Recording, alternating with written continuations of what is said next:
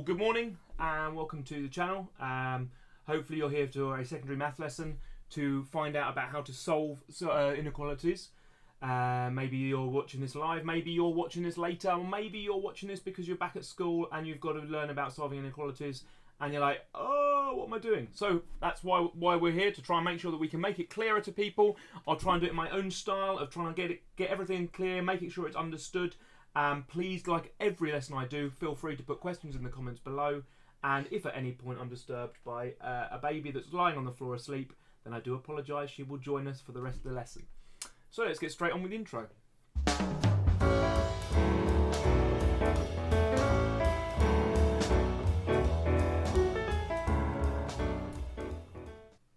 So I have my equipment. I've got my tablet pen, a muslin for if a baby awakes, and let's hope she doesn't.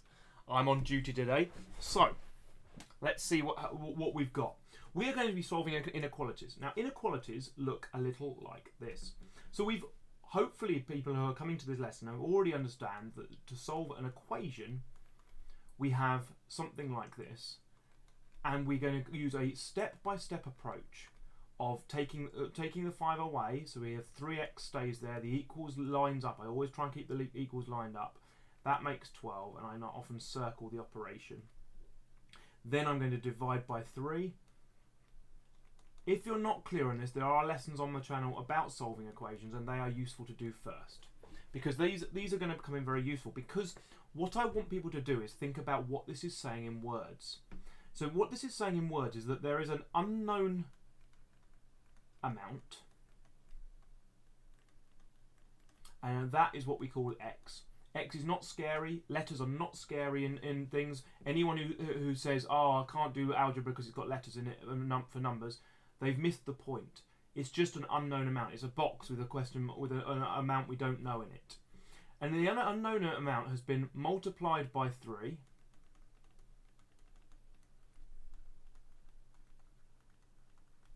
and then it is added 5, and now it equals 17. So all this is in words what this equation says, but instead of doing like that, we've described what's going on. We've got an unknown amount, we multiplied it by 3, we then added 5, and now it equals 17. So the reason we're able to solve it is because we work the story backwards. We think, well, it was at 17, so if we'd added 5 to it, we must have added 5 to 12. And then if we multiply by 3, if we divide that by 3 and undo the story, the unknown amount must be 4. And that's how effectively we're solving equations. Now, the reason I've talked to you about the wording and solving equations in a sort of storybook, the journey that's taking place, is that it makes a lot of sense once we move on to inequalities. This is an inequality. 5x minus 4 is less than 15. And I quite like here that I have not got a nice answer to this. But some people will freak out, so I'll do another one that's in a second that is a nice answer. Now, the reason I think this is important to do it like this is this. Basically, if I copy all of that sentence and write it again, let's look at what changes in the purple one. So we've got an unknown amount still, and the only things that have changed are it's no longer multiplied by 3, it's multiplied by 5. And we, instead of adding 5, we subtract 4, and it no longer equals 17, it equals 15. Not much of this sentence has actually changed, but instead of equals, it's saying is less than. I don't like talking about greater than and less than in terms of crocodiles or fish, because I don't think mathematically crocodiles and fish get involved with numbers. So to me, it's like it's adding an extra layer of, why are crocodiles eating numbers? To me, it makes far more sense that we read in English from left to right. Therefore, when you come across the shapes, if you come across the small end first, this is smaller than. If you come across the big end first, this is bigger than or greater than. That to me is a far more sensible way. If we imagine looking at the thing and reading from right to left, then that's the direction you're reading, then it's what you come to first. So this is less than 15. And actually, to solve it, it's exactly the same set of operations, because the only thing that's really changed is that the equals is now is less than. But in this one, the answer was x is equal to 4. So in the new one, our answer is going, or I don't like the word answer, as I've said before. The final stage is going to say is less than, rather than going to say is equal to. We've got an unknown amount, and when we multiply it by 5 and then subtract 4, it is now less than 15. We still don't know what that unknown amount is, but we know it isn't more than 15. So what we're going to do is we're going to add 4 to both sides. That leaves 19, and the minus 4 is gone. Then we're going to divide by 5 on both sides. And the reason I like this is because it doesn't go exactly. And if you don't go exactly, you just put 19 over 5, which simplifies to 4 and 4/5. Again, if you're not sure on that, there are lessons on the channel about mixed fractions and improper fractions and mixed fractions and turning them into each other. So they are the same answer as each other. And it's okay for them not to be whole numbers. You could even put 4.8, because you can turn it into a decimal. There's a lesson on that. There's various different ways you can write down the solution. But notice, we have not said equals. If I put an equals here, I would be incorrect. That is not equals, because this wasn't equals, so we can't say it's equal. As soon as you start writing equals you will lose marks if you're doing it in a test or exam. I don't care too much about tests and exams. I think it's more about understanding it. But I know for some of you, tests and exams are what you might be here for and what you value a lot, and that's fine. That's up to you. So I'm just showing you that when you're solving inequalities, keep the symbol facing the same way, with one exception, which we will talk about shortly. Now, what about if it's got things on both sides? We'll do an example, but before we do, let me just quickly show a big picture of me, just so I can check if anyone is on the live chat. And I can see we've got a few people watching, but no one's chatting at the moment. That's absolutely fine. It's your prerogative to do so. But hopefully this is making sense to people and you'll understand what is going on. I will head straight back to where I was and carry on with what if it's got x on both sides. Now I'm going to change from x because it doesn't always have to be x. So I'm going to do what if this was 4y plus 5 is greater than or equal to 2y plus 9. Do I want 9? 19 I think we'll go with. Now what we have to do is remember our solving equations skills, because they are like the skills they are the foundations for solving inequalities. The steps you take are exactly the same. The only thing you have to bear in mind is that you keep the symbol the same. So instead of bringing an equals, notice how I have a nice long line with all my equals lining up. So I am going to know that all my steps are going to have that symbol lining up. I may have too many, we'll just check. I then identify the smallest of the two variables and I'm going to take it away from both sides. So minus, oh, I don't want to have a highlighter. That won't be in the highlights of the video. Oh. Unfortunately, I can hear someone going, which is a little bit worrying. I'm hoping to get to the end of my video.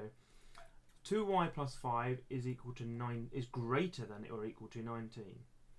Now, if you watched the higher tier video yesterday, which you may have done, you can actually start drawing these answers on there. So we could draw the line 4y plus 5, we could draw the line 2y plus 19, and we could see where one's greater than the other. But for now, we're not going to worry about that. We're then going to take 5 away from both sides, because I've dealt with the y's, I'm now going to do the numbers, leaving me with 2y is greater than or equal to 14, and then finally divide by 2, Notice how I keep everything lined up to allow me to follow it through, and y is greater than or equal to 7. Notice it's not equals, it's just greater than or equal to. But it's the same process. If you know how to solve equations, you know how to solve inequalities, as long as you just go, okay, I'll keep the symbol the same. There is only one time when that comes a bit undone, and that is this. And to do so, we're going to start a whole new slide, because it's the only time where it's a bit different. Normally, if I say that minus 3x equals 9, I am quite comfortable going divide by minus 3, divide by minus 3, x is equal to minus 3. That is something I'm quite comfortable with. If you've ever got a minus on one side, you can divide it to find out what the other one is. So again, if I have minus 5x is equal to 35, I'd be confident dividing by minus 5. I'd be confident doing it, I just won't be confident writing it. Dividing by minus 5, divide by minus 5, I get x equals 7, but minus 7. So when I divide by a negative, I'm going to get a negative answer. The only time you have to be cautious is if you've got minus 4x is less than 24, then when you do the divide by a negative, and it's the only extra thing you have to remember, this is not at the basic level, this is when it gets to sort of level 6, level 7, if you have to divide by a negative at any point, or times by a negative, then you have to say that x is greater than minus 6. You flip the sign round only if timesing or dividing by a negative, and it's the only time there's anything weird about it, then flip the inequality. We want to keep using this word inequality so we're used to what it means. So we're going to flip the inequality if we have got to divide or times by a negative number. It's the only time it's different. For all the rest, if you look at these two questions here, 4 brackets 2x plus 1 is equal to, we're going to say 32, and 4 brackets 2x plus 1 is less than 32, these would be worked in exactly the same thing. The only thing that's changed is that equals has now become a less than. So we know that we'll do the equals one first. So it's going to be expand the brackets. 8x plus 4 equals 32. Take away the 4. Don't know why I put a divide. 8x is equal to 28. Divide by 8. X equals 28 over 8, also known as 14/7 over 2, or 3.5. Here, watch, it's exactly the same steps, exactly the same steps. The only thing that's going to differ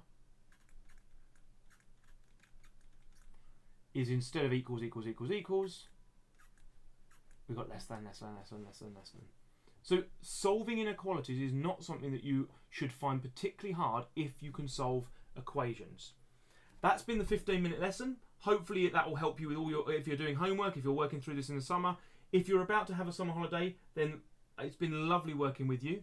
I have got one more lesson this afternoon for A-level at 1 o'clock, and I've also got one more lesson tomorrow where I'm going to do some statistics of Fortnite, and maybe even get some footage of me winning a game if I can manage to win a game, but I don't think I'm going to be able to.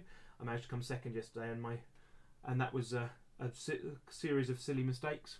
Anyway, thank you very much for joining me. I've been Mr. Harris. You haven't. Look after yourselves, and good mathsing, because that's good English. Good mathsing.